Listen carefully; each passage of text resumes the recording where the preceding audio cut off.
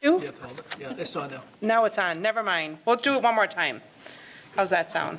It is May 21st. It is 8:30 a.m. and it is my pleasure to welcome everyone to the Finance and Physical Resources Committee meeting. Thank you, fellow commissioners, guests, and other colleagues who come to this meeting. We appreciate the time out of your day to attend. We know there are other pressing matters in your life, and we really like the fact that you're here. So with that being said, I will open to public comment. Is there any public that would like to address the Finance and Physical Resources Committee this morning?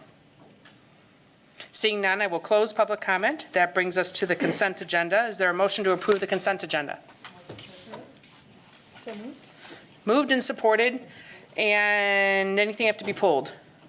Okay, seeing none. All those in favor, please say aye. Aye. Opposed, same sign. Motion passes. That brings us to item number 3 from the Administrator's Office. Wayman. Yes, this is a request to approve the following list of guidelines to be used in the preparation of the 2020 county budget. County Administrator, Controller is directed to present a general fund budget for the 2020 fiscal year that is structurally balanced and to establish the appropriate budget targets to achieve the goals laid out in the board's strategic plan. Unless properly justified, no growth budgets will be used for contractual services and commodities, with the exception of departmental budgets that receive state or federal funding or contractual services that changed based upon external causes and not internal spending controls. Zero-based budgeting will be utilized for all line items so that each department should assume that the account rolls back to zero at year end, and they will need to rebuild the rationale for all expenditures within that line item. Specific accounts affected include but are not limited to consultants, travel regular and travel conference, or their contractual services, training and education, and dues and memberships. The moratorium on new positions requiring a general fund appropriation instituted for the 2004 through 2019 budget shall be extended for the 2020 budget. If, however, the addition of new positions result in a reduction in the general fund appropriation for the requesting department or is deemed necessary to achieve board-approved initiatives, consideration may be given to adding the position. According to the Capital Improvement Program policy, a minimum of 0.20 mils of the general property tax levy will be set aside for capital improvements for the 2020 budget. Okay, is there a motion to approve? So moved. Support. Moved and supported. Questions, comments, and discussion? Yes, Commissioner Morgan. Thank you, Madam Chair. Do I need to? Okay. Thank you, Madam Chair. This looks pretty familiar. It looks like these are pretty much the same parameters we've been using in the past. I did want to bring up, we have 0.20 mils for capital improvement. In the past, we've kind of exercised that up. Is there any consideration of doing that this year? We have not started the process yet, but there's a good potential that based on where we're headed this year, there could be a potential that we would come back and exercise that again this year.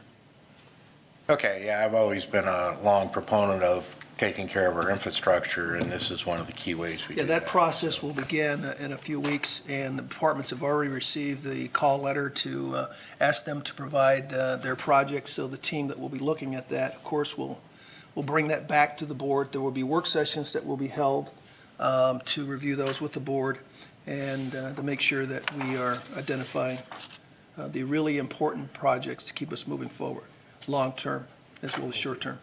And the work sessions are not on the schedule, correct? No, not yet. Okay. No, they're not, and we'll have to work through that with you, the chair, and the board chair. Perfect. Commissioner Antor. Thank you, Madam Chair. Two things that I really like about this is two phrases: zero-based budgeting and structurally balanced budgeting. Not everybody does that. As a matter of fact, I would bet that most people don't, and that's why there's so many government agencies that are upside down because they don't follow this model. And it's so important that we do that because we're spending the people's money, and it's not ours really, and we have to take care of it. And I love this, that we achieve this every year. Fortunately, we're in a good position to be able to do that compared to some municipalities around the state. So, yes, we're in a good position to do that. Okay, anyone else? Commissioner Wooden. Thank you, Madam Chair. I pulled Commissioner Morgan and forgot to press my button. I just had a quick question. So the moratorium on new positions requiring a GF appropriation was started in 2004 during the kind of early stages of the Great Recession in Michigan, and it's remained. What was the rationale for keeping it this long? Well, based on what we experienced, there were like 200 positions that we had to reduce during that period of time. We feel that we want to hold the line to ensure that we're not in that same predicament that we were before. So departments will have to justify the need to add those positions because we will probably see another recession in year two, in 2 years, 3 years, we don't know when. But it's very difficult to reduce when you've created programs that the public's depending upon. Thank you. Okay, anyone else? Yes, Commissioner Voorhees. Thank you, Chair Jones. How many additional FTEs, full-time employees, do we have in this budget over against 2018 budget? Well, the budget hasn't been recommended for this year, 2020. Currently, there's approximately 1,700 employees that we have in total for 2019. So the number of FTEs, what's the increase? Well, we haven't determined yet for 2020 that we're working on. No, we have not. 2019 over 2018, do we have that number available? I think we have it on that card, and I left that. I don't have that with me. The number that we have for 2019 budget is 1774.47 FTE. I can get you the number for 2018. Yeah, I just have concern as I know we've had this policy about, but we've always seemed to have that need and keep increasing it, but just concerned about the commitment of the full-time. Somebody has that card? This is 18. There's 18. We share your concerns, Commissioner, and we have a process by which we've asked departments to provide us their rationale. There's a criteria that we're looking at, so it's a very arduous process that anyone will have to go through to add positions going forward. So that's the way we want to run it, and it's a healthy exercise for the department as well. In some cases, we'll, in fact, utilize a team to go in and assess the department's operation to determine whether or not there are things that we could do, whether it be combining resources or doing cross-functional arrangements to mitigate the need to add people. So we're consciously avoiding adding people when we have to, rather than putting them in a position where we have to cut some time down the road. Good. I share your sentiments. Yeah, you know my concern on dollars being used for the benefit of the taxpayer. And so we don't want to miss where the necessity is. But I don't know with the policy we have had for this many years, as long as it is making it a more stringent exercise so that we know that it's the right thing, then I'm with it. Thank you. Yes, and we do have a very stringent process that we have uplifted this year. Last year, there were 1,687. In 1687, we added a few people in the Sheriff's Department. You might remember, Health Department, we've added a few. So we are continuing to hold the line, even though we see the revenues going up, to mitigate any future need to reduce, lay off people. Thank you. Okay, anyone else? Yes, Commissioner Bukowski, welcome. Sorry, I'll explain in miscellaneous where I was. Did you talk about the excess revenue at all? I mean, I don't want to duplicate if you made a presentation and I have to go back and watch it. I mean, I'll just ask it, sorry. The main question I have is, with the zoo millage of a few years ago, increasing taxes, and I know there's the increasing cost of doing business, and that's just rolling forward, and some commitments we made to, continue to pay down the retiree health. I mean, we have a very small liability compared to our colleagues. However, it's still real. All that being said is, where's the bullet point to really talk about the intentionality of those dollars and how much that really is and how do we prioritize it? Reading the executive committee minutes, there's some significant Correct. items coming our way on the capital side of Yes. life. So when do we try to identify a sum certain in that pot and really be intentional as opposed to, again, in a $360 million budget, a couple $1 million can just kind of Right. evaporate. We've delayed the additional infrastructure improvements over the past 10 years or so, as you might remember. We've delayed several significant projects that we could have put on the table. We just didn't have the dollars on the table to make it happen. So that's really critical for us. We've delayed a lot of improvements, a lot of significant projects that we felt were important, but we couldn't do those. So that will be placed on your agenda sometime in June, late June. We hope to have an opportunity to sit in front of you with a report or a work session of some sort to put it all on the table for you to see. That will begin the process then of you looking at realistically, how do you take advantage of the increased revenue and then what's in the strategic capital fund. So we'll be talking about that in the next couple of months. But like you, I do see a need to make recommendations to take some of the dollars that we have to make the improvements that we've delayed over a period of time. And then where there are needs that we can't fulfill, like, for instance, lead, we've made exceptions and added people at the health department. So all of that would be placed in front of you over the next several months. I don't want to put it on the table yet because we're not completely done with our analysis and all the information that will be shared with you, but it will be on your table to take a look at.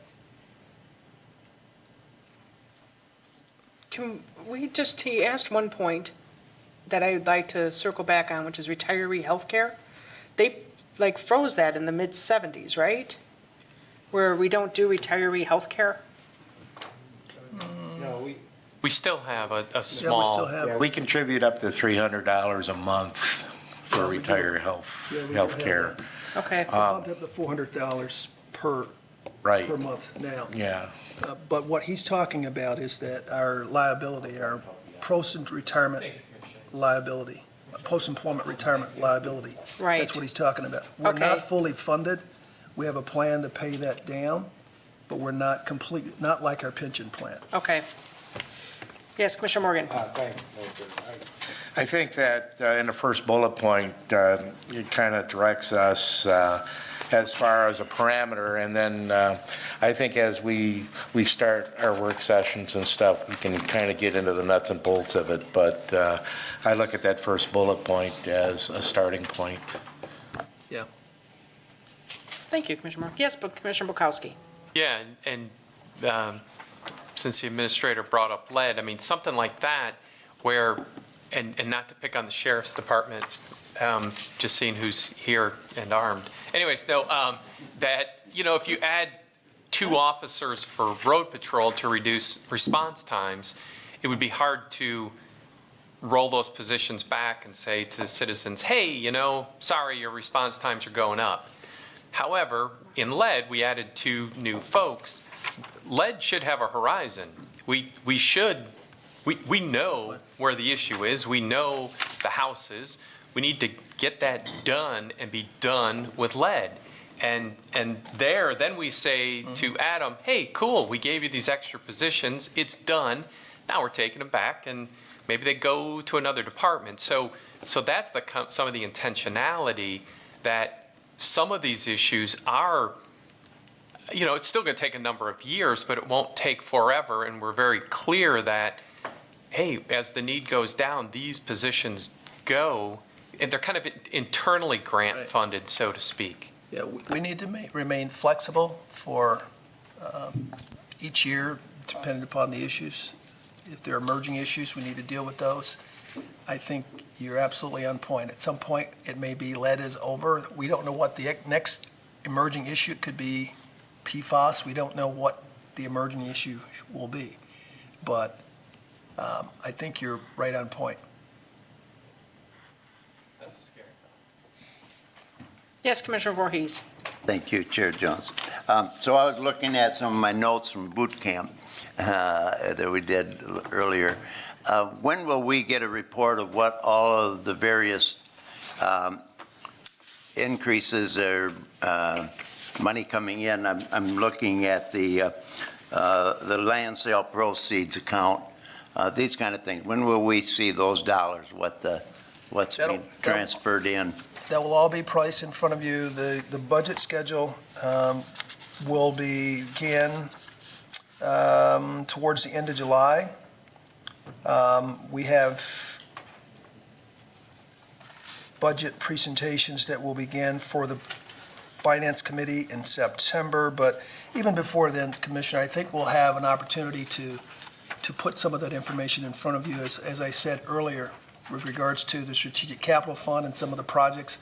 We'll probably have an opportunity to talk through some of that even before we get through the August, September timeframe where we typically have the work sessions around the budget.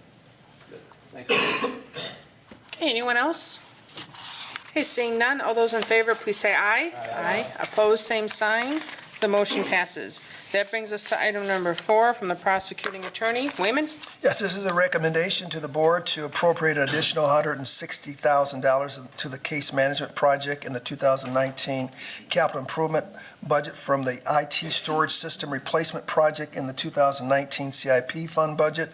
The Board of Commissioners originally appropriated $315,000 to the CIP fund budget for the case management project via Resolution 1129-1898 to track all cases electronically and to share all information related to these cases more accurately, efficiently, and timely.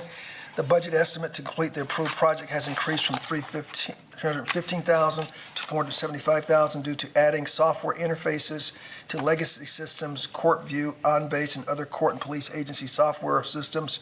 The legacy systems interfaces will significantly increase efficiencies between the prosecutor's office and county departments, courts, and police agencies, and reduce redundant data entry among county departments. It is recommended that the $160,000 be appropriated from the IT storage system replacement project in the 2019 CIP fund to the 2019 CIP fund budget to complete the case management project. Thank you. Support. Okay, moved and supported. Questions, comments, and discussion? Yes, Commissioner Bukowski. Thank you, Chair. Just to be clear, that 4th bullet point could also read, from the IT storage replacement project, meaning that the IT storage replacement project will be reduced by $160,000. So Correct. this is just moving dollars. That's correct.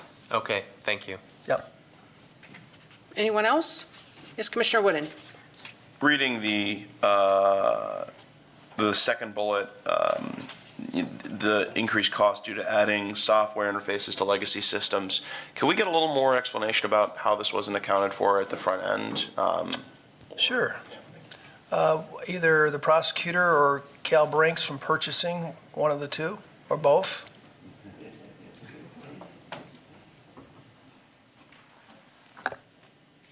Good morning, Commissioners. Good morning, Cal.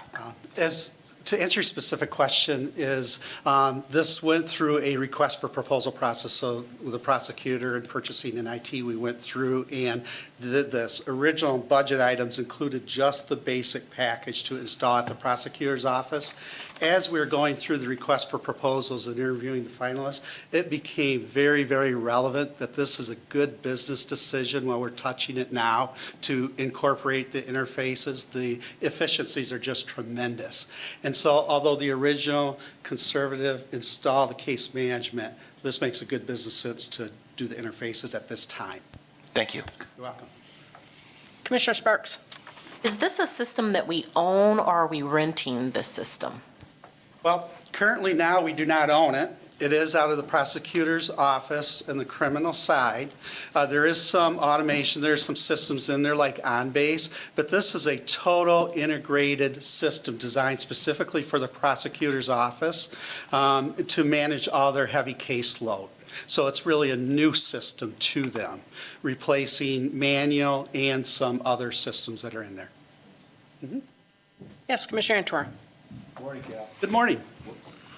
I know redundancy is not a good thing when you've got two different units doing the same thing over and over, but on the front end, what type of redundancy does this system have in case something goes wrong? Is there, Okay. as far as safeguards, that we don't lose a lot of information? There are safeguards. We went through it quite extensively, and it is a cloud-based system, and part of the contract, it was investigated as we went through the evaluation of the system. So Tim and the IT team has signed off it. There's significant redundancy on it. Thank you. Yep. All right, anyone else? Okay, thank you, Cal. Seeing none, all those in favor, please say aye. Aye. Opposed, same sign. The motion passes.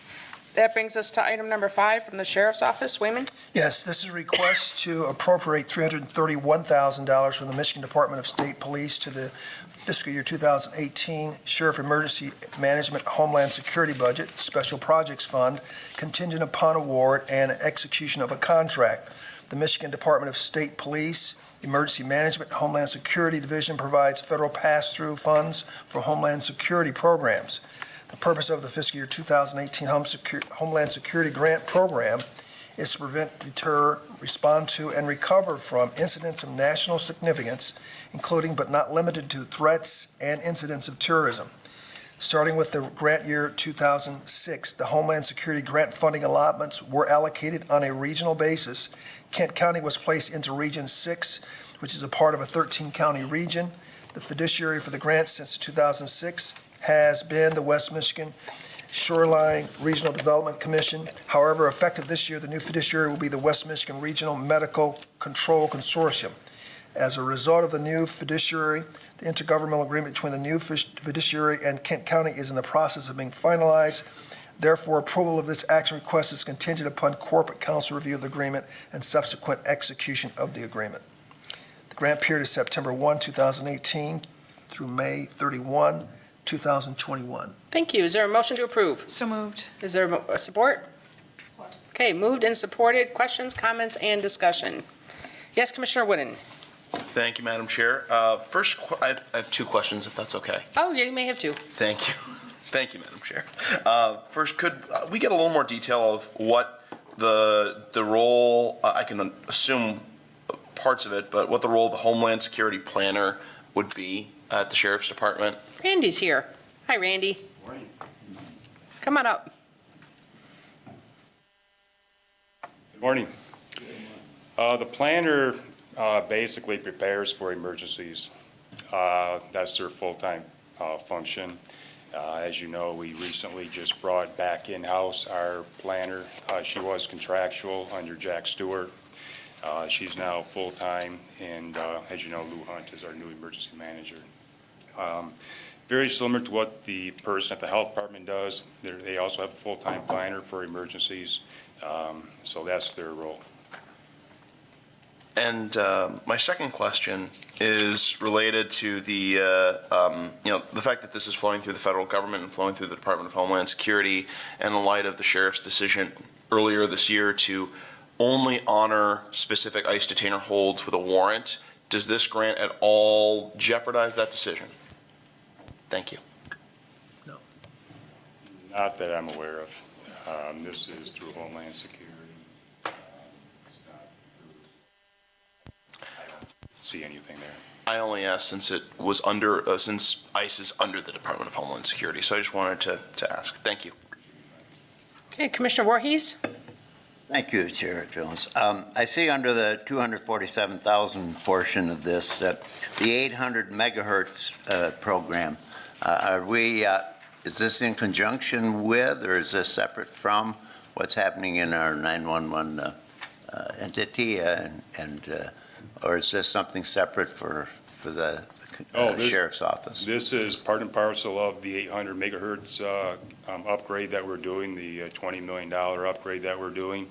58,000 of it is to initialize and program all the radios that have been purchased, not just for the sheriff's department, but for all the police agencies, the EMS, the the fire. Wherever we have radios going, they're going to be initialized and programmed. And $40,000 is to upgrade the fiber optic for the PSAPs for Grand Rapids Dispatch Center and our dispatch center. Okay. Anyone else? All right, seeing none, all those in favor, please say aye. Aye. Opposed, same sign, motion passes. That brings us to item 6. Fiscal Services has a financial status report. Welcome, Fiscal Services.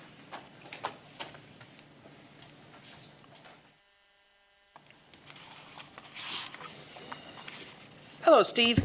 Good morning, Commissioners. This is the first quarterly report for 2019. It is as of March 31st, 2019. Those of you that have seen me do this before know that I like to cover the revenues, then the expenses, and talk about what I see as the exceptions to what are being reported at this point. So if we can turn to page 2, which is back of the cover sheet. The budget provides for a 2.5% increase over prior year actuals for revenues, from 176.3 to 180.6. Year-to-date, revenues are down 1.9% from $15.4 million to $15.1 million. Some significant revenue variances, as I'll go down from top to bottom. Taxes have decreased from $1.8 million to $1.5 million, or 12.5%. This is just due to timing. We see this every year. Some years it's up, some years it's down. Going down, the charges for services have decreased from $5.3 million to $5.1 million, or 3.3%. This is primarily due to the timing of an accrual reversal that we had. Should have been done earlier, wasn't, just a timing issue. That accounted for about $170,000 of that difference, okay? Nothing to be concerned with.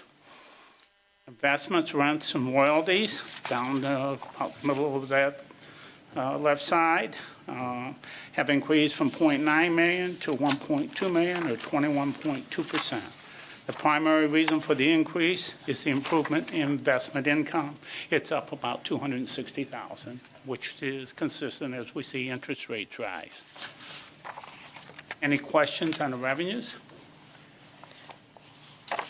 Okay, moving back to the expenditure side, the budget provides for a 5% increase over prior year actuals from about 172.6 to 181.2.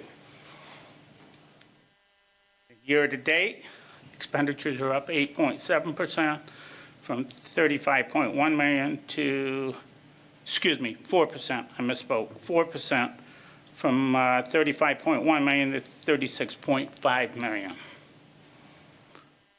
I like to look at the categories on the left, top to bottom again. The weights category has increased from $14.4 million to $15.3 million, or 6.7%. That's primarily how CGI payroll system handles accruals. We weren't handling accruals monthly before, we are now, so that's increased it again. Nothing, it'll work itself out over the course of the year. Group insurance category increased from $2.4 million to $2.6 million, or 6.6%. Primary reason for this is due to an increase in group insurance rate. Again, not concerning group insurance for us. It's been pretty much under control compared to other organizations. Again, nothing that concerns me at this point. The other services category, a little bit further down, just from the top, 2 lines up from the bottom of expenditures.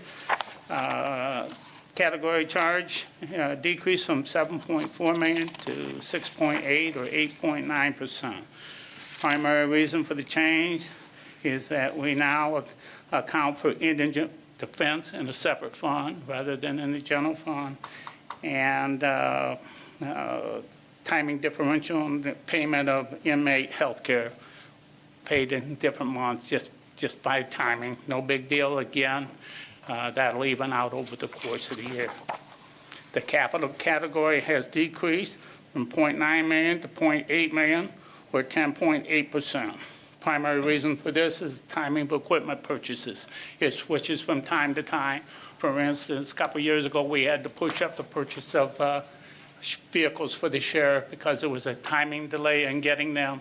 So it's just a timing question. Again, we're consistent with our budget. I'm not expecting any surprises there. Any questions on the expenditures? Okay, I'm going to take a little different track than I've done in the past with you folks. If you remember in the budget boot camp, I talked about fund balance. And I talked about it was this simple. Every time you put $1 of revenue in, fund balance increased. So in this case, since 12/31/18, you've increased fund balance $15 million, 15.1. But if you look down at total expenditures, since the beginning of the year, you have spent $36.5 million. So in fact, you're in a deficit position at this point in the year of $21.4 million. It happens every year. If you look last year, we were at $19.6 million deficit at this point in the year. Why? We don't collect $1 of property tax until July 1 when it's levied. That's 55 cents on a dollar of your general fund revenue. So this is where we're at right now. We are in a deficit position. Do I expect to be at a deficit in the end of the year? No. It takes us time, it works through the cycle. When we start collecting taxes in July and August, and September, then we will return back to a positive position. For the year itself, I do expect it will end the year in the surplus position. If we can turn to pages 4 and 5. Page 4, I'm not going to go over. That's the same information, sliced and diced a different way. It talks about it on a functional basis. I always prefer to talk about it on the category of wages, et cetera, et cetera. But page 5 is fund balance. This here is, again, a statement that I think is misleading for you and probably shouldn't be in here, and I'll tell you why. It, at the top, says as of March 31st. Typically, when you release financial statements, income statements, expense statements, and fund balance are all in sync. This fund balance statement is as of 12/31/17 and 12/31/18, okay? So that's where you stood at that point in time. But as we know, since that point in time, we've taken in some revenues, and we spent some expenditures or spent some additional costs. As I said on the other page, $21.4 million. So if I were to close the books right today and reflect that, you'd have to subtract $21.4 million from that $74.5. Fund balance as of March 31st is no better than 53.1%. And it actually is probably a little worse, because I can't accrue revenues. Revenues to be accrued have to be measurable and available. Available has been generally accepted as 60 days. Well, there's no way we're collecting that revenue in the next 60 days. So I would have more expenditures to put in there, and I would expect that deficit position and your fund balance to go down even more. Again, am I worried? No, because I know it's a cycle, and I know I got to get to the end of the year, and I know what I'm expecting for the end of the year. You don't have any, if you have no questions on fund balance, I will turn. Commissioner Morgan? Let me press my button. Just to put this in ambulance driver terms, we have to go almost 2 quarters before we start collecting taxes. So we have to pay our bills for. We have to go a little over 2 quarters before we start collecting our primary revenue source. Yes, sir. And so having this fund balance, we can avoid having to offer tax notes to cover By having, our cash flow. we can needs. avoid what some communities have to do, which are tax anticipation notes, saying, hey, we know we don't collect our money for 6 months, 7 months, 8 months, so we'll go out and borrow to pay our bills. to meet payroll, to fund our money for the grants that we've accepted. And in that case, you'll be paying interest for that. And as I stated before, Steve, I think our employees appreciate the fact that we don't have to borrow money to make payroll. I've often said before this board, do you really want to work for an employer that borrows your paycheck? I keep saying, I don't. I think it's important to plan your cash flow. We do that. Commissioner Voorhees? Fund balance questions. I was just thinking here, I think this is the 30th year that I've been on a yearly budget. We had, what do we have, 6 of them at the city and 6 of them in Lansing, and so 17 of them here.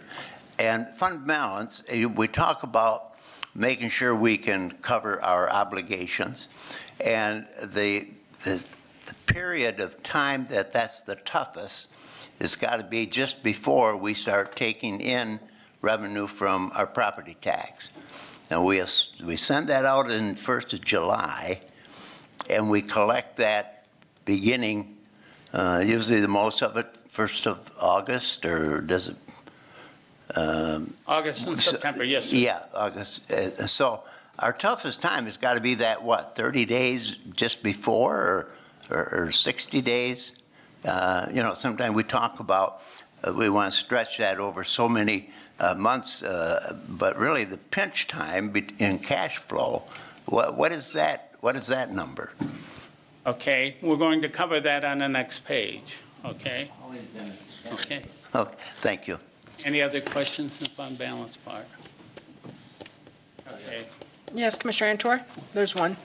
This one, not a question, but a comment of an example of borrowing to pay would be our Social Security checks that we all look forward to. I don't get one yet, but that money's pretty much gone, and we're borrowing, adding to our deficit to pay that because that was rated. And so that's the slippery slope once you start borrowing to pay, because then all of a sudden you start justifying a lot of other things. So just a great example if people ever want to delve into Social Security and look where we're at. Go ahead.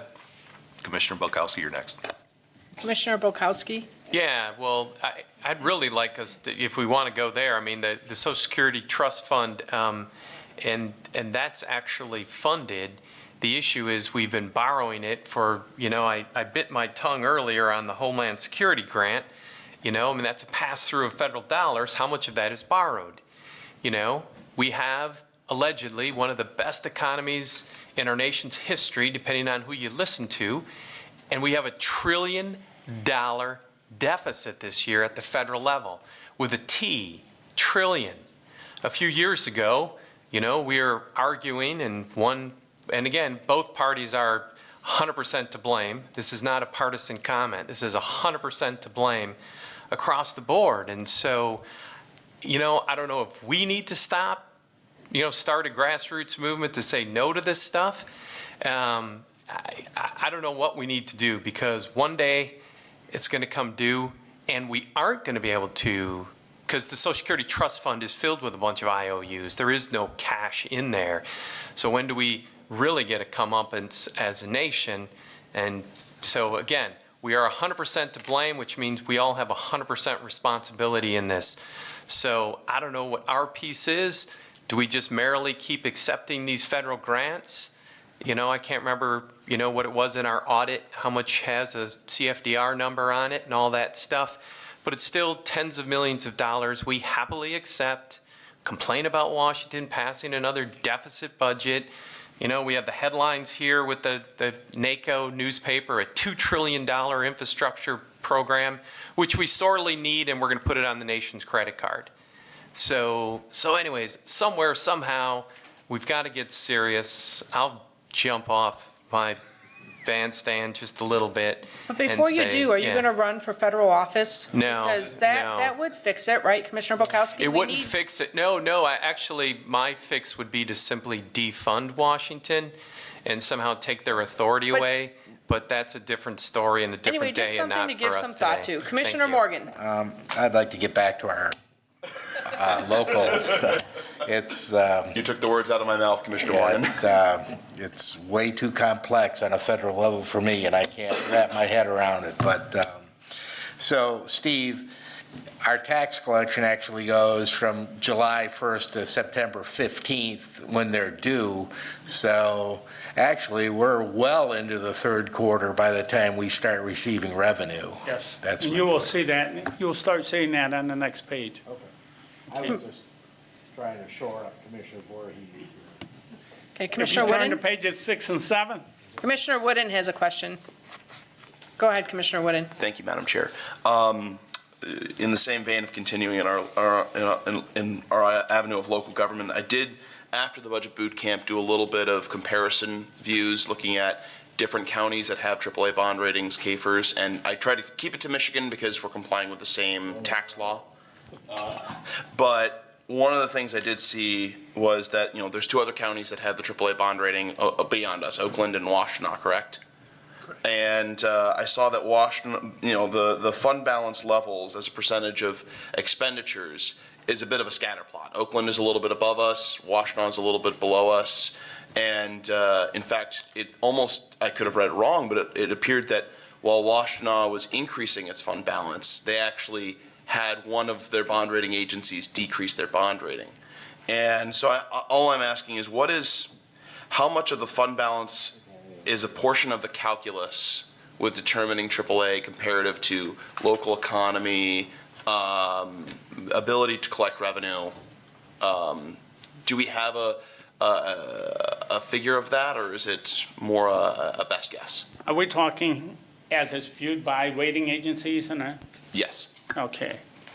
If you look at the quantitative things that apply to Kent County, we don't have per capita income like other communities is high for other AAA. And there are a number of things quantitatively that we don't have the highest possible we could get. One of the things that Moody's discussed with us at the rating this year is how they view, and they've changed how they view the rating process. When you look at the quantitative measure of Kent County, we come out a AA1, okay? It's the qualitative things that we have, okay? Strong financial management, strong financial policies. We adhere to them. Good liquidity, okay? And a strong fund balance. That's what pushes us back up to the AAA. Thank you. So the answer is very, very important. Yes, But, very important. yes. Put that in the very important category, Commissioner Wooden. Yes, Commissioner Morgan. I would just caution everybody, I don't look at Washtenaw County as any kind of measuring stick to Kent County, so. Okay, go ahead, Steve. Okay, we'll go again to page 6 and 7. I apologize. Page 6 on the left talks about our cash. Let's focus on the bottom two lines of that. Total available to meet cash flow requirement went up a little from 39.8 million to 45.1 million.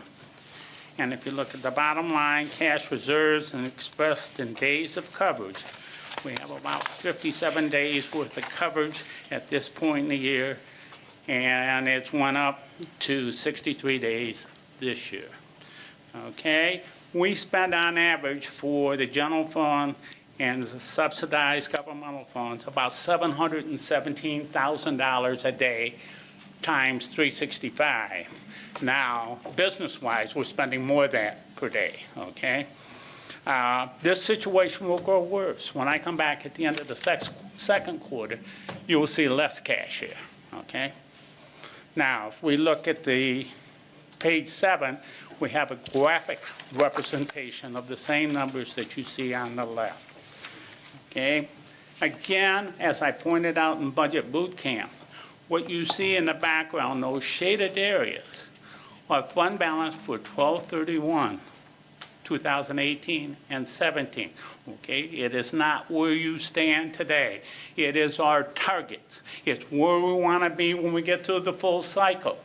But if I were to draw a line there on fund balance, it would be down in the $53 million range. It would be done way down compared to what you're seeing right there. That is a target, not where we're at. Where we see the line graph, that is where we're at with cash position.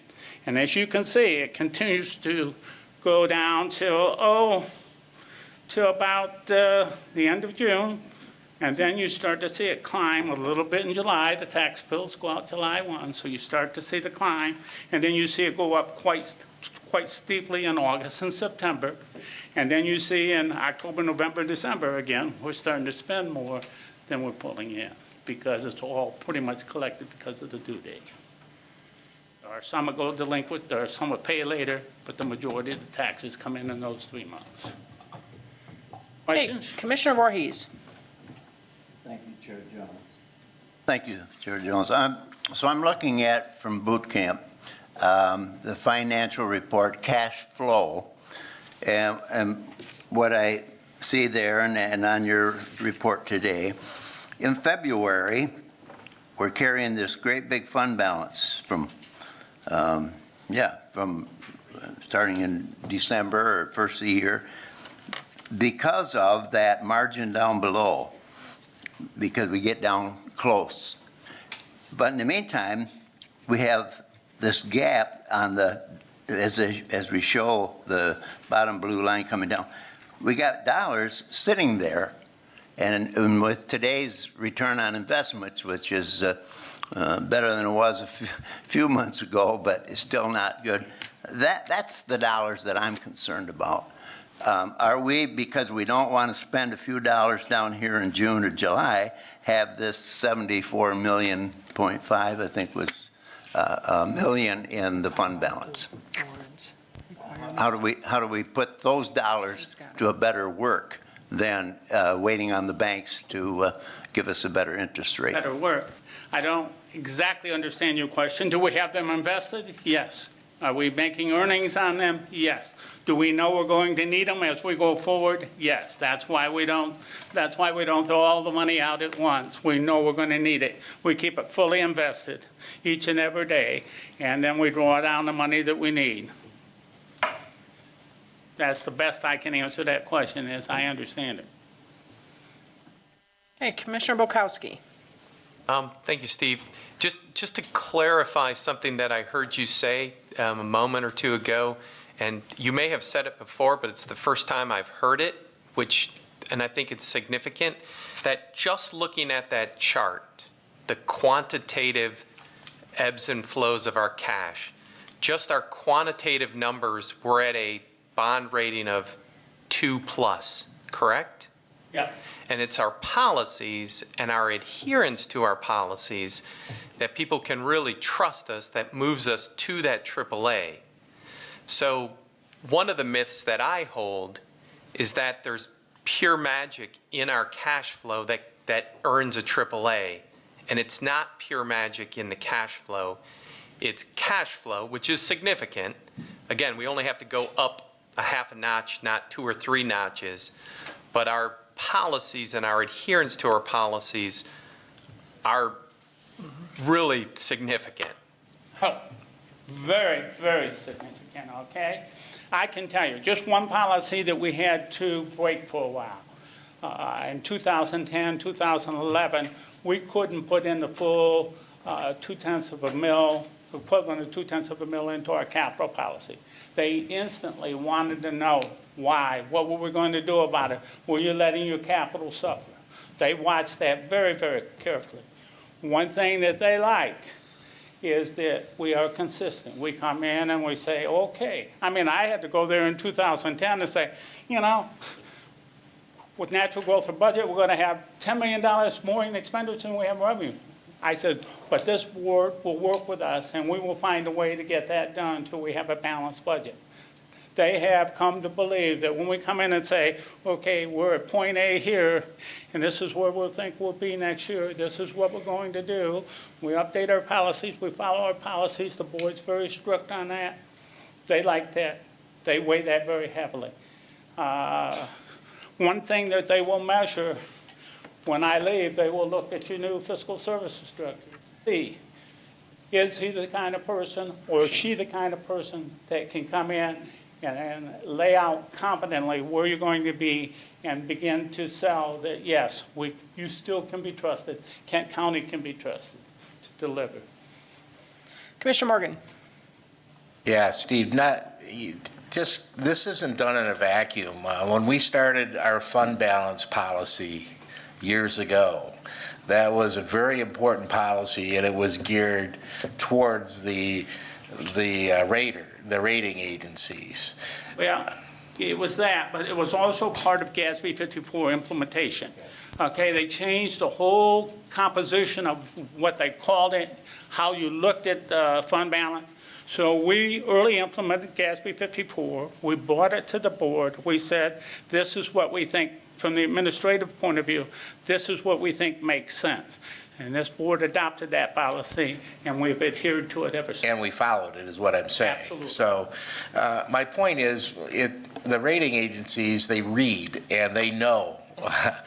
I went through it, and they know, for example, that we're looking at what we're looking at bonding. They read the papers, they know, and when you go there, they want to know what's going on. And it was amazing to me how clued they were to the activities in Kent County. I'm sure they knew about what's circulating out there with all our bonding requests that are coming down the pike. It's amazing, the due diligence they do when you go through that process. They knew about the hotels. You have to press your button. No, I was just going to say that you're correct. They knew about the hotel, the requests related to the CAA. Commissioner Bukowski? Yeah, a question I wanted to ask last meeting and wasn't able to, and you just mentioned it. You're leaving on December 31st, and you sounded confident that we'll have money on December 31st. My question is, will we have money on January 1 when you're gone? Maybe a couple bucks. I don't want to leave you too much.